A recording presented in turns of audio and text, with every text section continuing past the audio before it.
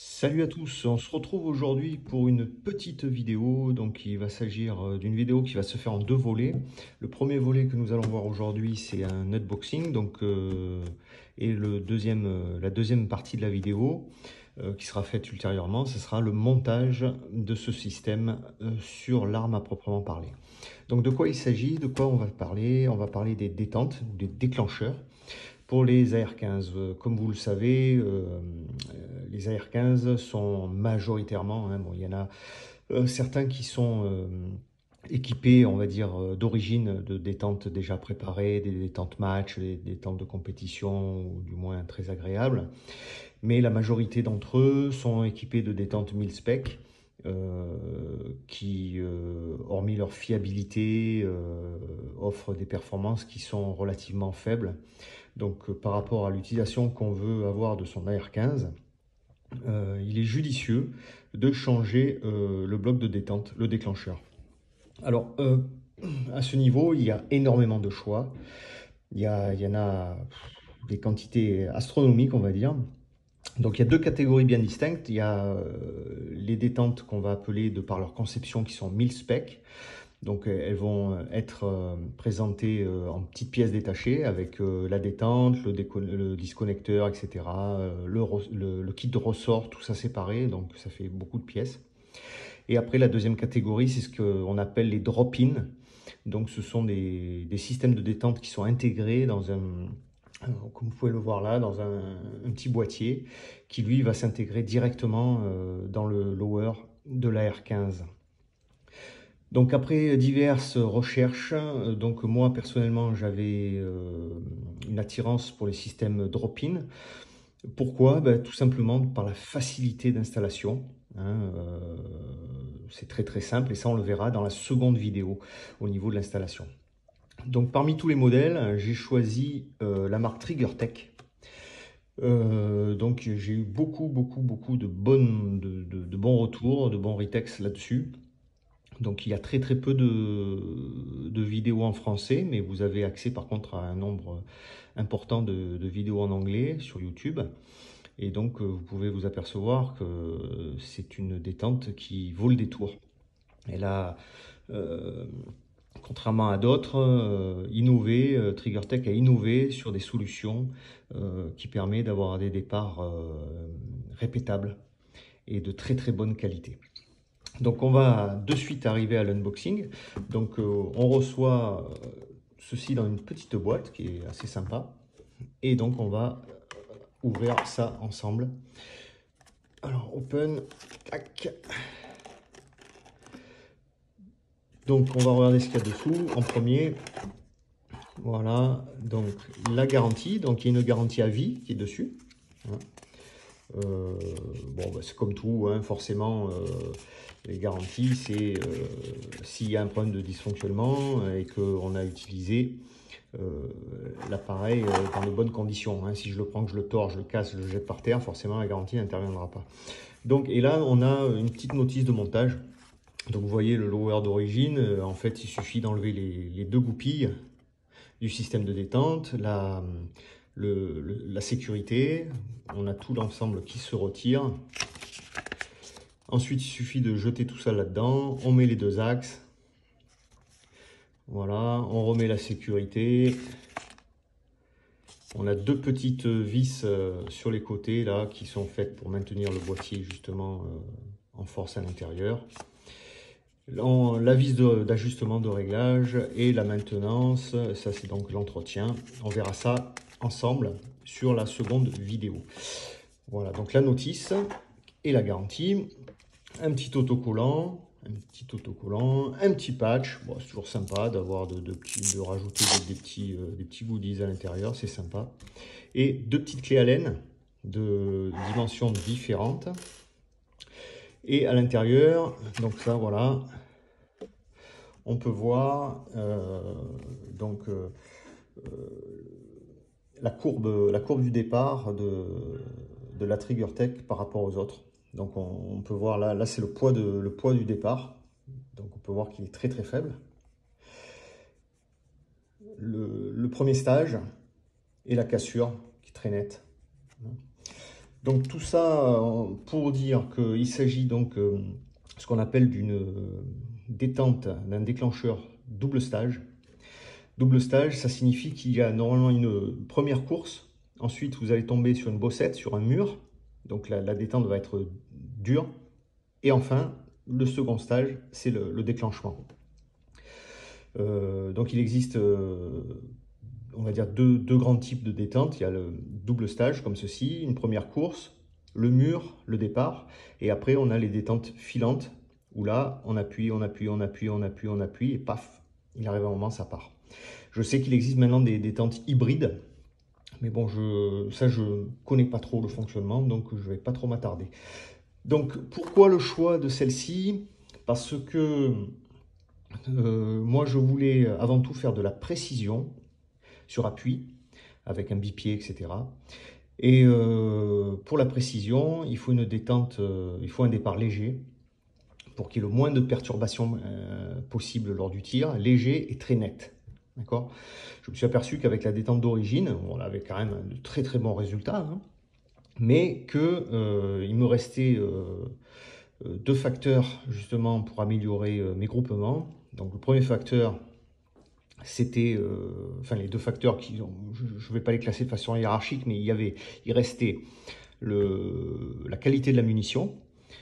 Donc en manufacturé, de la munition match, ou après pourquoi pas de la munition rechargée, qui permet forcément d'avoir une meilleure régularité. Alors attention, parce que le rechargement, pour faire de la précision, moi j'ai fait du rechargement pendant de nombreuses années, j'ai arrêté, bon mais on va dire qu'il y a quelques années, enfin il y a plusieurs décennies maintenant, du rechargement sur du 9 mm, du 45, etc. C'était pour des notions de coût. Ça revenait relativement moins cher. Donc en fait, on nettoie les douilles, on met la poudre, on met l'ogive, l'amorce, tout ça, bang bang, c'est terminé. Tandis que là, si on veut avoir quelque chose de meilleur que de la manuf, il va falloir peser les ogives une à une pour écarter celles qui sont un petit peu trop lourdes ou trop légères. Il va falloir peser les étuis pour voir si le volume, parce que les étuis gonflent, etc., si le volume de poudre sera identique, donc si la quantité de matière de laiton est identique, etc., etc.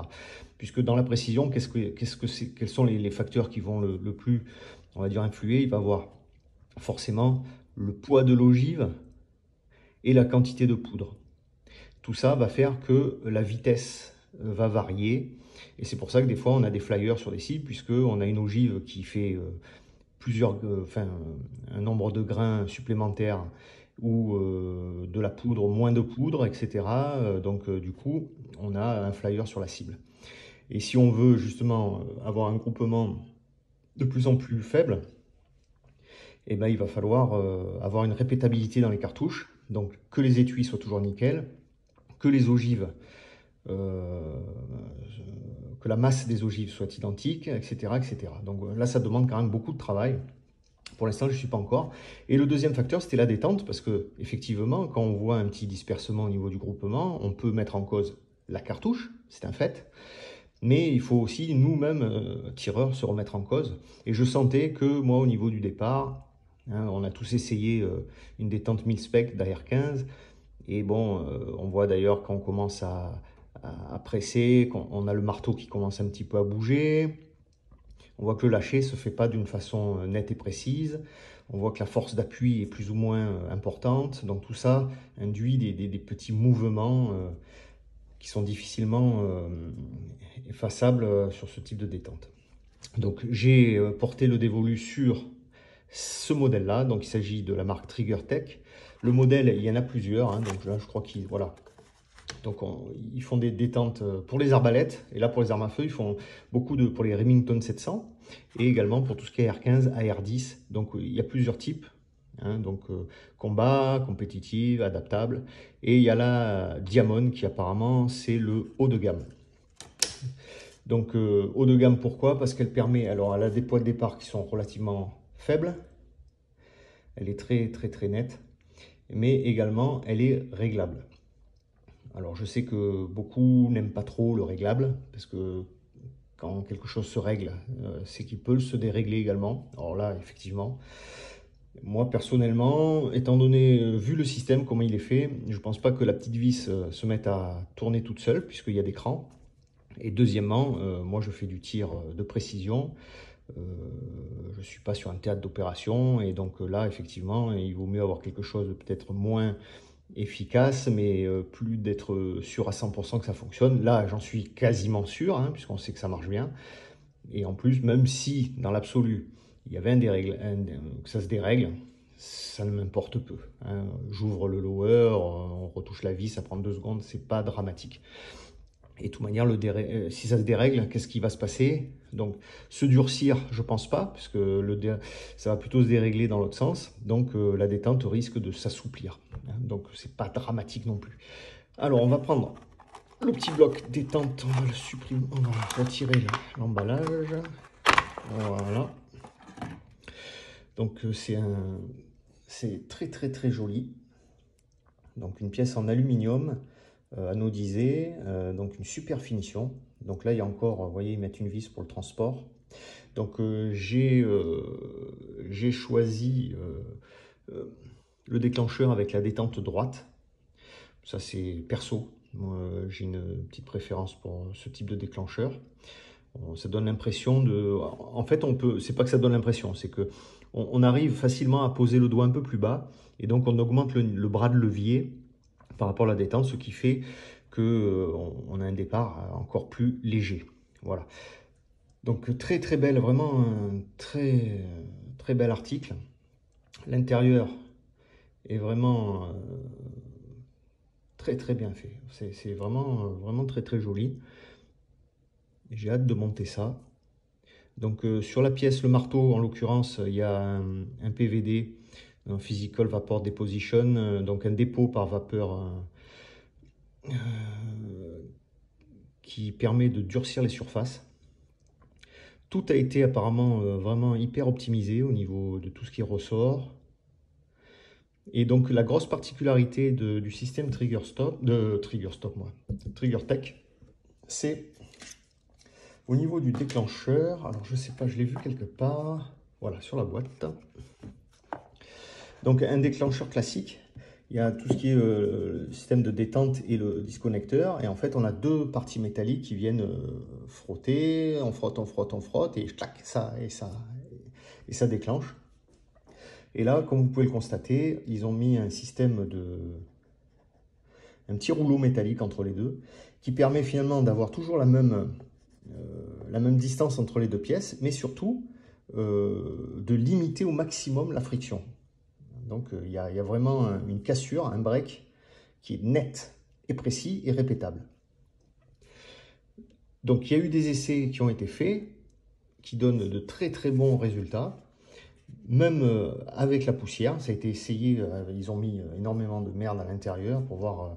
Et donc c'était un des rares systèmes de détente à pouvoir permettre de continuer à avoir une très bonne répétabilité et d'avoir un très bon départ, malgré la poussière, le sable, etc. Donc à noter que nous avons donc ici, on peut le voir, la vis la plus visible de réglage. Donc elle se réglera par le dessus de l'arme avec cette petite clé Allen fournie. Et donc, voilà, vous voyez qu'il y a des clics. Donc chaque clic c'est 0,2, enfin je ne sais plus combien, je vous dirai ça lors du montage de l'essai, on verra ça. Sur le côté, on va utiliser ces 2 vis. Ça, c'est lors du montage qui vont permettre, une fois que les 2 axes, en gros, ça va un peu soulever pour bien fixer tout le système. Donc voilà, que dire de plus? Un point très important sur ce système-là, c'est que quel que soit le réglage qui va jouer au niveau du départ, on aura la même force au niveau du marteau. Ça veut dire que vous pourrez utiliser, quelles que soient les amorces utilisées, quelles que soient les cartouches, c'est des cartouches de surplus, etc., etc. Parce que vous savez qu'au niveau des amorces, il y a quelques marques qui sont réputées pour avoir des amorces assez dures. Et dans ce cas-là, des fois, vous savez, sur un Glock, n'importe quoi, quand vous changez le ressort percuteur, par exemple, vous risquez d'avoir des problèmes de percussion. Une fois sur 10, pac, on voit que ça a tapé sur l'amorce, mais ça n'a pas déclenché, c'était trop léger. Donc on est obligé de mettre un ressort plus dur. Ici, tout le système de réglage va influer sur le déclenchement, mais pas sur la frappe. Vous voyez que le gros ressort là, qui commande le marteau, est indépendant, et lui, à aucun moment, on va toucher la force qu'exerce ce ressort sur le marteau. Donc c'est un gros avantage, on pourra tirer n'importe quoi avec, ça tapera toujours de la même façon. Écoutez, voilà, on va pas faire plus long, hein, puisque ça sert à rien. Donc si vous avez des questions, n'hésitez pas, hein, je ne suis pas un spécialiste non plus, puisque je viens de la recevoir. Je vais regarder ça tranquillement, je vais faire le petit montage, et puis je vais voir ce que ça donne sur le terrain. Entre-temps, je vous ferai une petite vidéo pour le montage, et voir les gros avantages du système drop-in, hein, vous en doutez, puisqu'une fois qu'on a retiré l'ancien système, il suffit de mettre ça au fond, les deux axes, on visse à droite à gauche pour stabiliser le bazar, et c'est terminé. Et ensuite, on aura accès au système de réglage, et enfin, il n'y a plus qu'à s'amuser. Voilà, écoutez, n'hésitez pas à poser vos questions, pensez à vous abonner si vous voulez voir la suite des vidéos. Pensez à regarder déjà les vidéos qui ont été mises en ligne, qui touchent un petit peu à plusieurs domaines. Et si vous avez des idées ou des remarques, n'hésitez pas à me les faire remonter. Je réponds à quasiment tous les messages. Je dis quasiment parce que bon, des fois, il y a des messages qui ne sont pas forcément, on va dire, pas qui sont pas bienvenus, mais que c'est pour dire un peu n'importe quoi. J'ai tendance un peu à les ignorer. Mais sinon, dans la majorité, on va dire que je réponds à tout le monde sans souci. Je vous souhaite une bonne fin de journée. Je vous dis à très vite pour la seconde partie et notamment pour le montage de la Trigger Tech Diamond. Ciao!